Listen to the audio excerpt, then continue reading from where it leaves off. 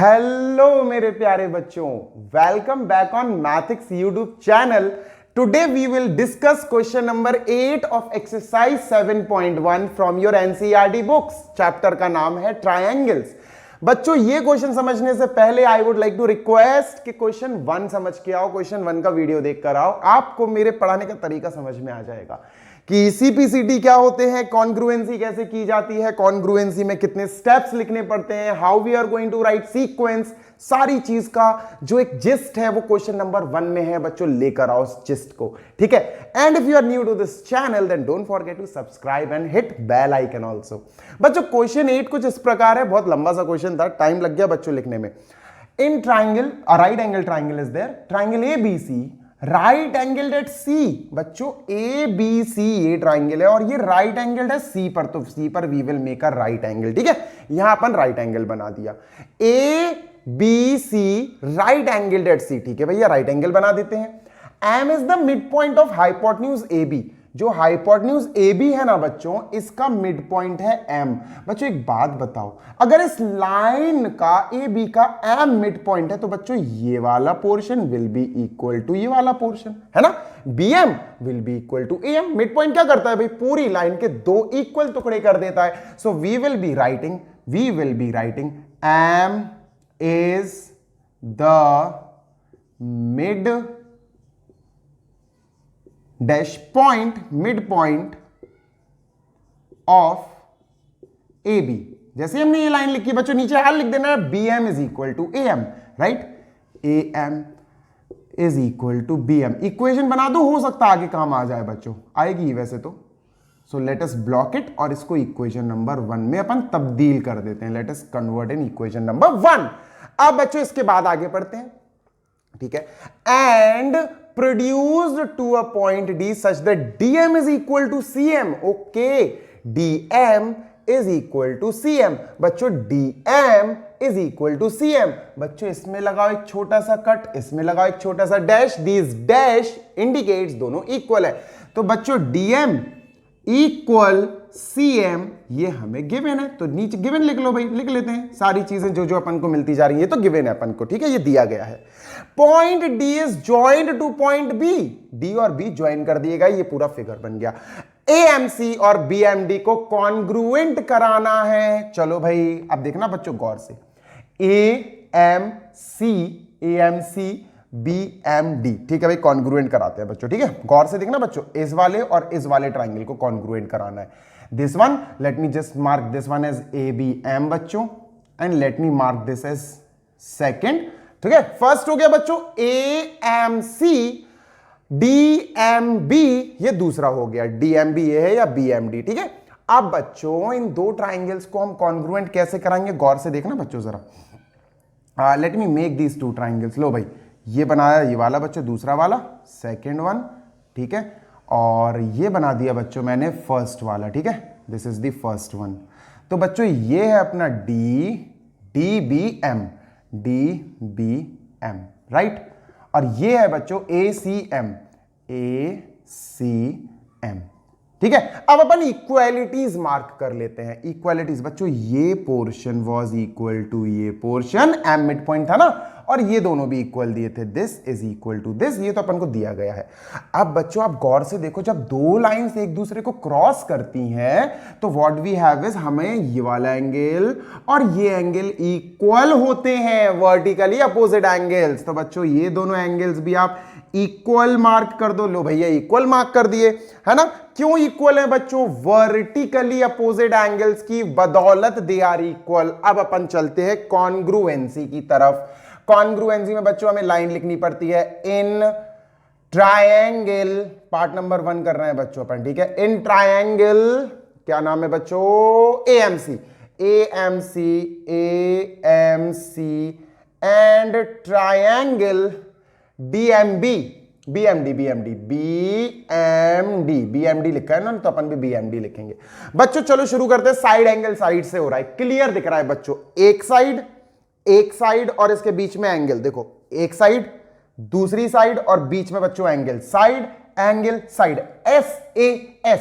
चलो साइड बच्चों single dash DM is equal to MC लिखो। डीएम इधर है, M C is equal to DM लिखेंगे, M C is equal to DM बच्चों ब्रैकेट में वी विल राइट गिवन, ये हमें दिया गया है, ठीक है। फिर बच्चों क्या लिखेंगे, हम एंगल इंसर्ट करेंगे, एंगल इंसर्ट करेंगे डीएम बी, बच्चों एंगल लिखेंगे, let us write CMA CMA CMA CMA CMA is equal to angle DMB DMB। अब बच्चों इसमें रीजन क्या लिखोगे आप, वर्टिकली अपोजिट एंगल्स, ये दोनों वर्टिकली अपोजिट एंगल्स है ना, so we will be writing vertically opposite angles. बच्चों don't write in a short form, आप पूरी स्पेलिंग लिखेंगे वर्टिकली अपोजिट एंगल्स, राइट। तो अब मुझे इसको पहले डिजाइन बना लेने दो, नहीं तो मिक्स हो जाएगा। अभी बेटा बस स्पेस की कमी पड़ रही है, चलो बड़ा बोर्ड लगवा लेंगे, बहुत ही जल्दी लग जाएगा बड़ा बोर्ड भी। अब बच्चों फर्स्ट हमने क्या करा, DM equal MC, angle equal angle. अब अपन बीएम इक्वल एएम, ये डबल डैश दिख रहा है जो हमने ऑलरेडी कर रखा था, AM is equal to BM. और बच्चों क्यों है ये एएम इक्वल बीएम, गौर से देखो, एएम और बीएम इक्वल है मिड पॉइंट की वजह से, एम मिड पॉइंट था ना इस लाइन का, हमें दिया गया था। तो बच्चों हम लिख देंगे इक्वेशन नंबर 1, देख लो इसके सॉल्यूशन, इसके रीजन के लिए, ये इक्वेशन 1, ये इसका पूरा बैकग्राउंड है कि क्यों ये दोनों इक्वल है। अब बच्चों तीन चीजें इक्वल हो गई तो अपन क्या लिखेंगे, therefore by side angle side, SAS congruency, SAS congruency triangle AMC is congruent to triangle BMD बच्चों, hence proved। फर्स्ट पार्ट खत्म। अच्छा सेकंड पार्ट देखो बच्चों, DBC is a right angle, हमें DBC को राइट एंगल प्रूफ कराना है। बच्चों कैसे कराएंगे, कैसे कराएंगे हम ये राइट एंगल प्रूफ, देखो बताता हूं आपको। पहले अपन ये देख लो बच्चों, अच्छे से देख लो, पॉज कर लो, लिख लो, सो दैट मैं इसको इरेज कर पाऊंगा। अभी मुझे इरेज करना पड़ेगा इसको, है ना, उसके बाद we will move on to second part. तो बच्चों अभी मैं इसको इरेज करने वाला हूं और मैं करूंगा पॉज, तो just wait for a second. बच्चों इसको क्लीन करने से पहले आई वॉज थिंकिंग कि आपको इसका कुछ CPCTs बता दूं। इसके CPCTs आपको पता है कि CPCT यूज कर सकते हैं हम, है ना, जब दो ट्राइंगल कॉन्ग्रुएंट हो जाते हैं तो हम CPCT नामक वेपन का इस्तेमाल कर सकते हैं, है ना। अब CPCT से बच्चों गौर से देखो, बहुत गौर से देखो भाई, बहुत गौर से देखो बच्चों, क्या मैं CPCT से इस पोर्शन को DB, जो DB का हमशक्ल है उस ट्राइंगल में, वो AC है, क्या मैं इन दोनों की इक्वल बोल सकता हूं? CPCT का तो काम ही होता है बच्चों के कॉन्ग्रुएंसी के बाद दोनों ट्राइंगल्स के हमशक्ल को, कॉरेस्पॉन्डिंग पार्ट्स को इक्वल कर देता है ऑटोमेटिकली। तो we will say by CPCT that DB, AC लिखते हैं पहले, AC will be equal to DB, है ना, DB नहीं BD, AC is equal to BD। बच्चों बहुत इंपॉर्टेंट है, भी बहुत काम आएगा बच्चों, इसलिए अभी अपन आगे बढ़ने से पहले मैं आपको एक बार और बता दूं कि ये CPCT बहुत जरूरी था मार्क करना। अगर आप ये CPCT मार्क नहीं करते तो दिक्कत भी हो सकती थी आगे। चलो बस अब चलते हैं अपन आगे इसको इरेज करके। चलिए बच्चों let us focus on to second part. हमें सेकेंड पार्ट में प्रूफ करना है angle DBC is equal to 90 degree. DBC is a right angle proof करना है बच्चों। ये रहा हमारा सेकंड पार्ट का स्टार्टिंग। अब अपन स्टार्ट करते हैं इसको, ठीक है। थोड़ा सा मुझे समय दो, मुझे ये हटाना है, ओके। अब देखना बच्चों, देखो बहुत गौर से सुनना। अभी हम इन दो ट्राइंगल्स को कॉन्ग्रुएंट करके आए हैं, ठीक है बच्चों, गौर से देखना, जरा पुरानी कॉन्ग्रुएंसी देख लेना, ठीक है।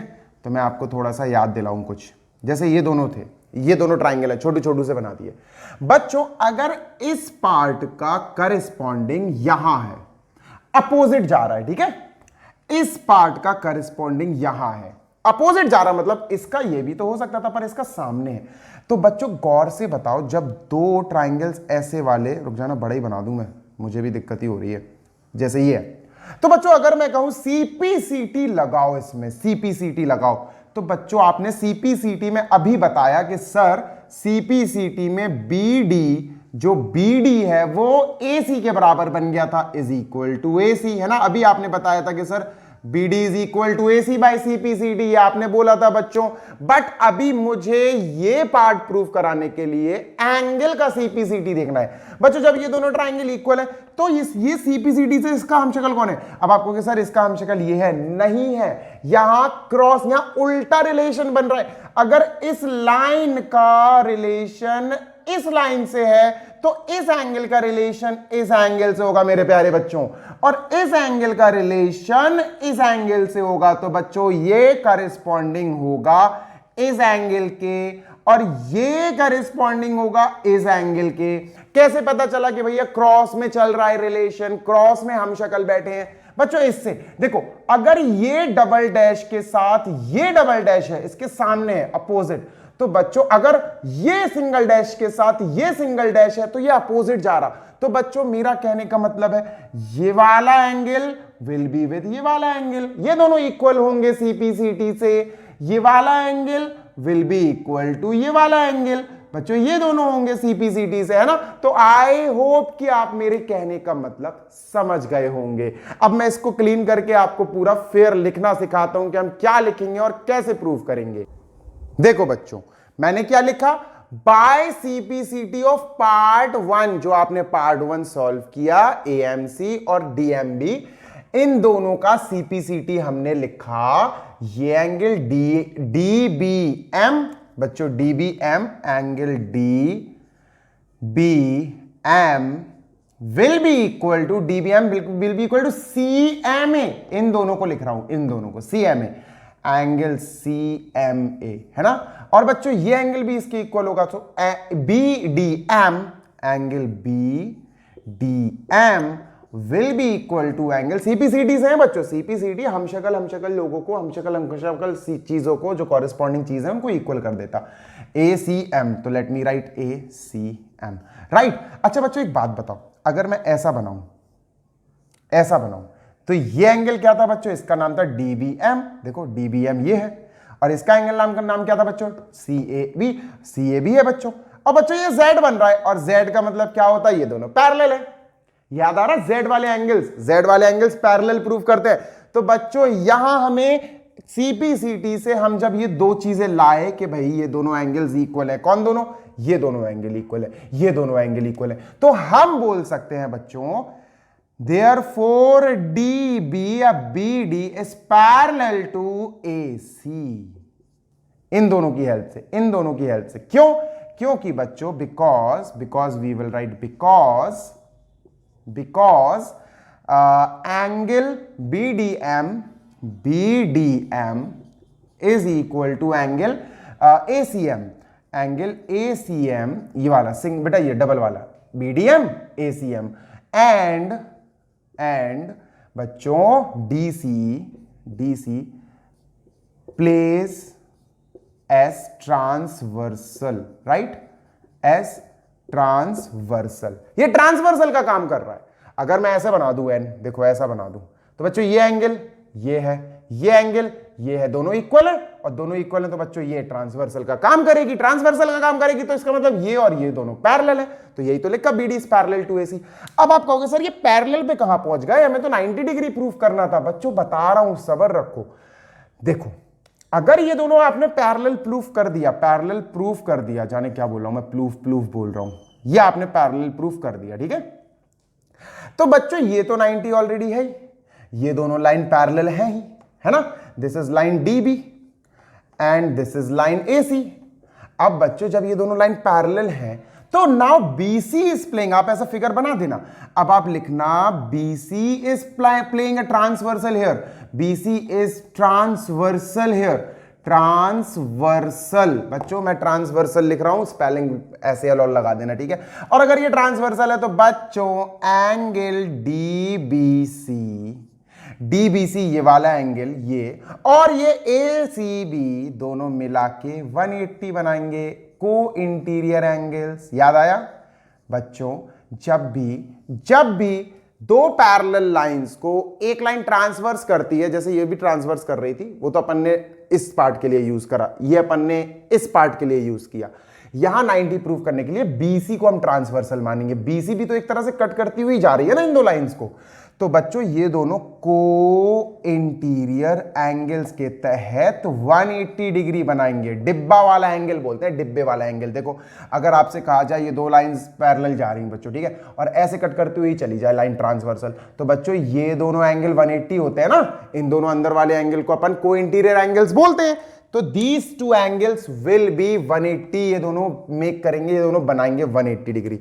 तो बच्चों डीबीसी अपन को निकालना है, एंगल डीबीसी प्लस ये अपना 90 ऑलरेडी है इज इक्वल टू 180, राइट, ये अपना 180 हो गया बच्चों। चलो 90 को उधर भेजेंगे, एंगल डीबीसी बच्चों हमें 90 मिल गया, 180 minus 90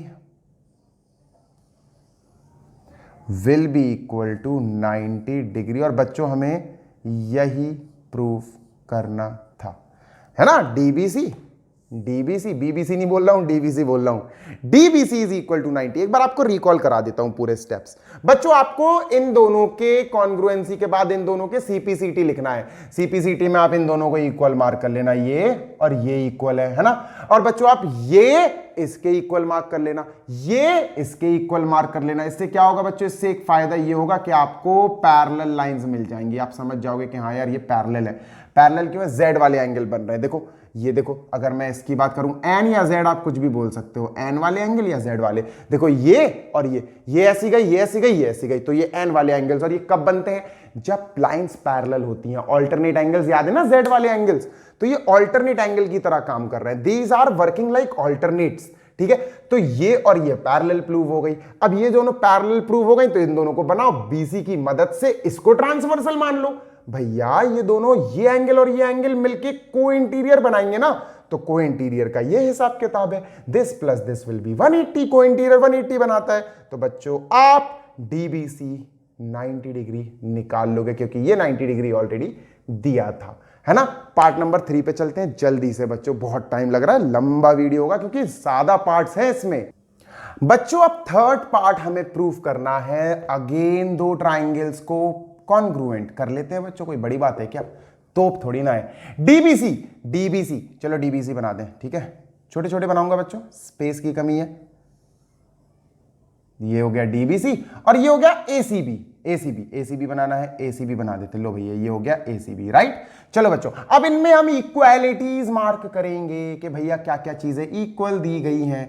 D B C, this is B C A, right. चलो इक्वल मार्क करें बच्चों। ये भी तो 90 प्रूफ करके आ रहे हैं अभी अपन सेकंड पार्ट में। ये तो 90 ऑलरेडी है, ये तो 90 ऑलरेडी है, ये 90 अभी अपन ने प्रूफ करा। देखो डीबीसी डीबीसी अपन अभी सेकंड पार्ट में 90 प्रूफ करके आ रहे हैं बच्चों। अच्छा ये वाला हिस्सा और ये वाला हिस्सा ऑलरेडी बच्चों अपन इक्वल प्रूफ कर चुके हैं। कैसे प्रूफ कर चुके हैं इक्वल बच्चों, ये दोनों, सबसे पहला पार्ट देखो, ये वाला ट्राइंगल और ये वाला ट्राइंगल, ये डीएमबी और सीएमए, इन दोनों को जब कॉन्ग्रुएंट किया था तो ये सीपीसीटी आया था, याद है ना। ये भी सीपीसीटी आया था, ये दोनों भी सीपीसीटी आए थे, ये दोनों एंगल्स भी सीपीसीटी आए थे।